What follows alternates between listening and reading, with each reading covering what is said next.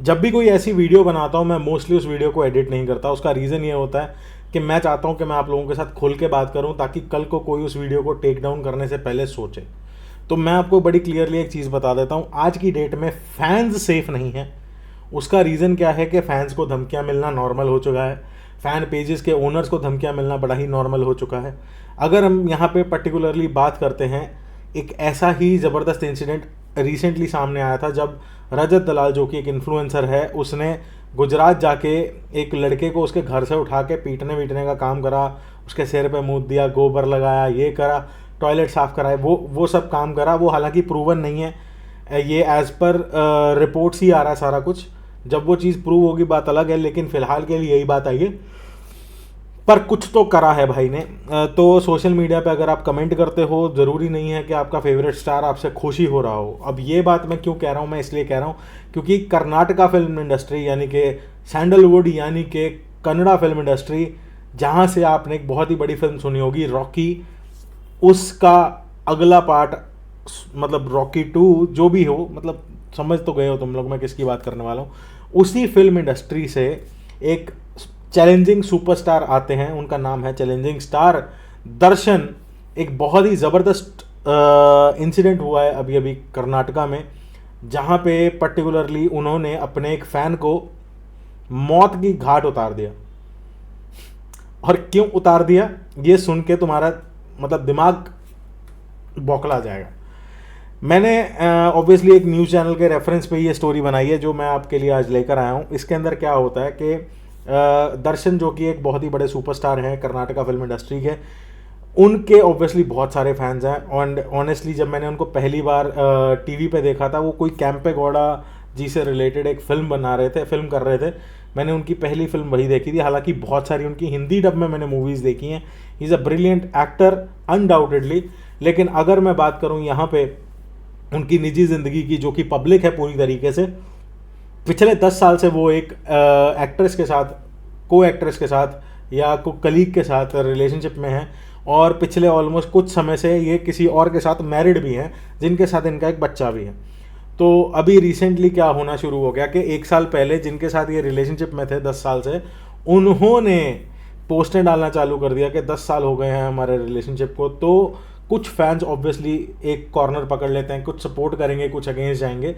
तो जो अगेंस्ट जाने वाले लोग थे, उन लोगों में से कुछ लोगों ने कमेंट करने चालू कर दिए कि तुम एक इंसान की ज़िंदगी बर्बाद कर रहे हो, तुम उस फैमिली की सोचे बिना ज़िंदगी बर्बाद कर रही हो, उससे दूर रहो।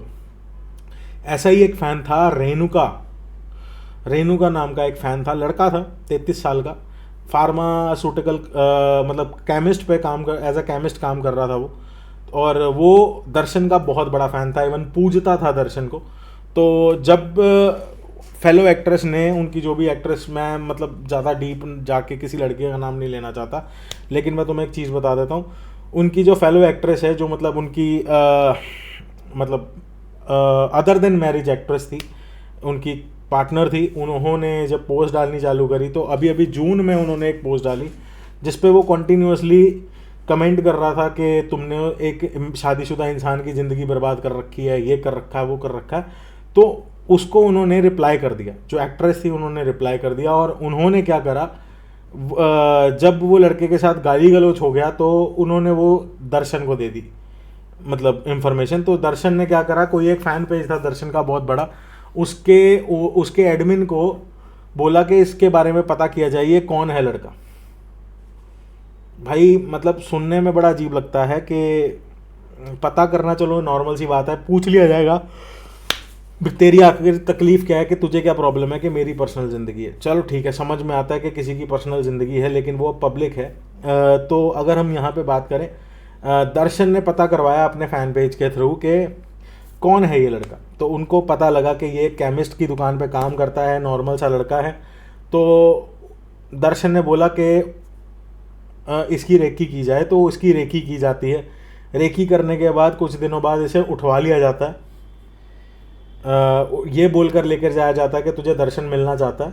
दर्शन से फ़ोन पे बात भी कराई जाती है कि भाई तू चल बात कर।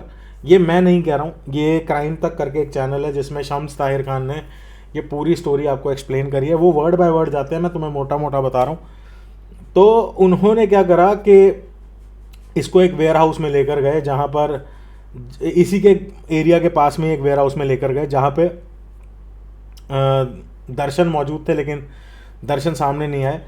तो जो फैन पेज के एडमिन्स इनको लेकर गए थे, उन्होंने इसको पीटना चालू करा। हालांकि दर्शन ने इसे बोल दिया था कि इसे मरवा दो, लेकिन पीटना चालू करा। एंड पीटते पीटते वो लड़का ऑलमोस्ट अधमरा हो गया था। उसका जबड़ा तोड़ा गया है, और क्या क्या मतलब एक्चुअली पोस्टमार्टम से पहले अगर डेथ हो जाती है तो उसे प्री मॉर्टम कहा जाता है। तो उसके हिसाब से अगर हम देखें तो काफ़ी चोटों के निशान थे, रॉड से मारा गया, ये किया गया, वो गया। हालांकि मैं वो चीज़ें नहीं बोलना चाहता, मार दिया तो मार दिया, ख़त्म। तो उन्होंने उसका जबड़ा वबड़ा तोड़ के उसकी लाश को एक कचरे के ढेर में फेंक दिया। तो एक दिन एक जोमेटो डिलीवरी बॉय जा रहा था, तो उसने देखा कि कुछ कुत्ते उसे खा रहे थे नोच नोच के।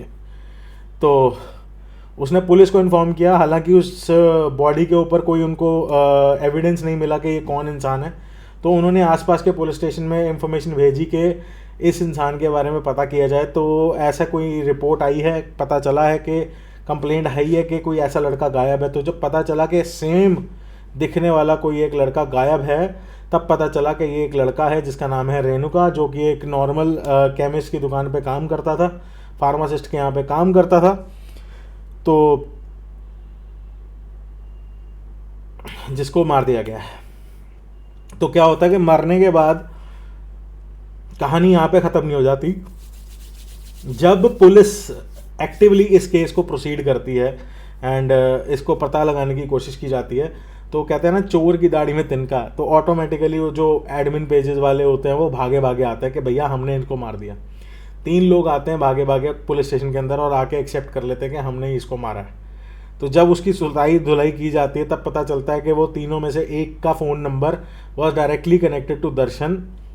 एंड पुलिस को डाउट होता है उसके ऊपर। तो डायरेक्टली कनेक्टेड होने के बाद, इतने ज़्यादा कॉल्स आपस में एक्सचेंज होने के बाद, वो फाइनली दर्शन को भी उठवा लेते हैं। एंड वो सारी की सारी कहानी सामने आ जाती है कि कैसे एक फ़ैन के साथ ये हरकत कर दी गई, उसे मार दिया गया। आजकल धमकियां मिलना, फैंस को पिटवा देना, मरवा देना, उनको टॉर्चर करना, ये एक बड़ा नॉर्मल सा कंसेप्ट हो गया है आज की डेट में, जेन ज़ी के ज़मानों में, जहाँ पे हम कुछ भी लिख के कुछ भी कमेंट कर देते हैं, गाली वाली दे देते हैं। देखो, या तो इसके अंदर 2 चीज़ें हो सकती हैं कि भैया या तो तुम सेलिब्रिटी स्टेटस एक्सेप्ट मत करो, तुम्हें स्टार बनना है तो ठीक है, तुम सोशल मीडिया पे मत आओ।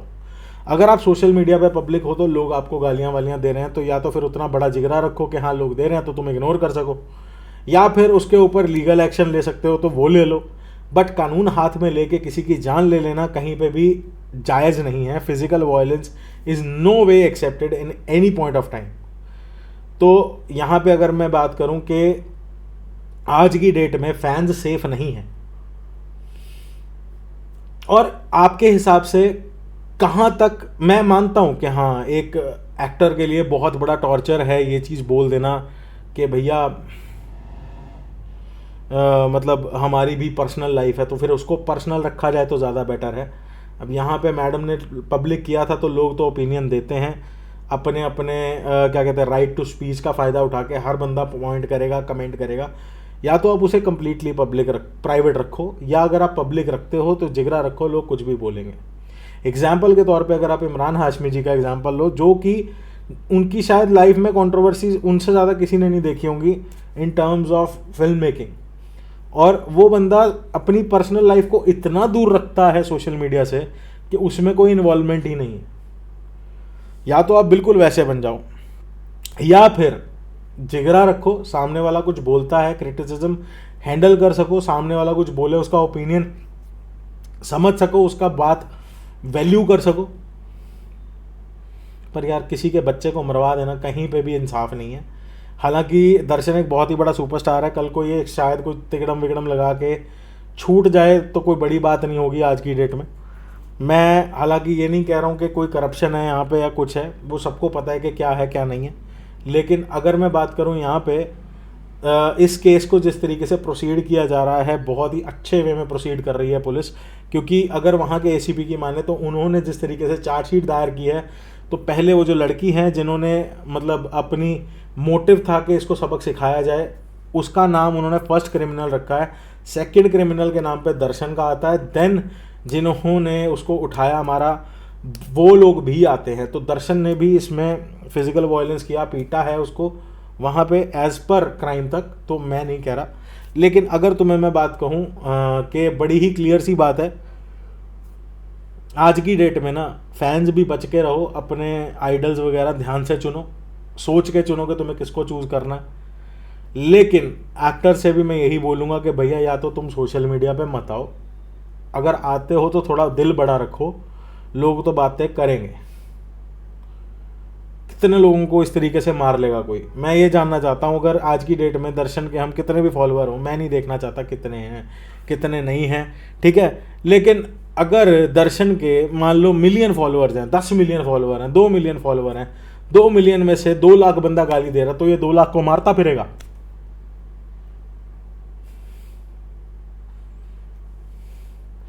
कोई दूध का धुला तो बंदा है नहीं, शादी के बाहर रंडीबाजी करता पकड़ा जा रहा है ये। तो भाई ठीक है, फैंस के लिए एज एन एक्टर लोग बहुत बड़े होते हैं,